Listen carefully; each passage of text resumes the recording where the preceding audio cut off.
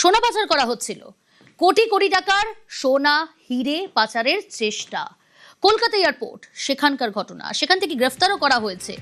কত সোনা পাচার করা হচ্ছিল, কাকে গ্রেফতার করা হলো জানবো। অনুপ রয়েছে টেলিফোন লাইনে। অনুপ, কলকাতা বিমানবন্দর থেকে সোনা পাচার করার সময় কিন্তু ইতিমধ্যেই গ্রেপ্তার করা হলো রাজস্থানের এক বাসিন্দা। ইতিমধ্যেই তাকে গ্রেপ্তার করা হয়েছে এবং বিধাননগর যে এনএসসিবিআই থানার পুলিশ, সেই পুলিশের পক্ষ থেকে ইতিমধ্যেই তাকে গ্রেপ্তার করা হয়েছে। তখন গতকাল সন্ধ্যাবেলা কলকাতা বিমানবন্দর থেকে সোনা, হীরা এবং চুন্নি, পান্না সহ বেশ কয়েকজন ধাতব বস্তু নিয়ে কিন্তু যখন কলকাতা এয়ারপোর্ট থেকে পাচার করা হচ্ছিল, তার আগের মুহূর্তে লক্ষ্য করা যায় এনএসসিবিআই থানার পুলিশ এক যুবককে সন্দেহভাজন হিসেবে প্রথমে আটক করে। প্রথমে স্কুটি নিয়ে যখন যাচ্ছিল সেই সময় আটক করা হয়। পরবর্তী ক্ষেত্রে নাম জানা যায় রাজস্থানের বাসিন্দা অবতার শর্মা এবং রাজস্থানের বাসিন্দা, এবং কেন এখানে এসেছিল এই একাধিক প্রশ্ন যখন করা হয় উত্তর দিতে পারে। শেষমেশ দেখা যায় স্কুটির মধ্যে থেকে এই বিপুল পরিমাণ কিন্তু সোনা, চুন্নি, হীরা সহ প্রত্যেকটি বিষয় কিন্তু উদ্ধার করে 400 গ্রাম সোনা উদ্ধার করা হয়েছে এবং বলা হচ্ছে ইতিমধ্যেই পুলিশের পক্ষ থেকে হিরে এবং সোনা সব মিলিয়ে প্রায় 1 কোটি টাকা মূল্যের কিন্তু অলংকার এইভাবে পাচার করা হচ্ছিল এবং বড় বাজারে কোনো এক জায়গায় নিয়ে যাওয়া হচ্ছিল,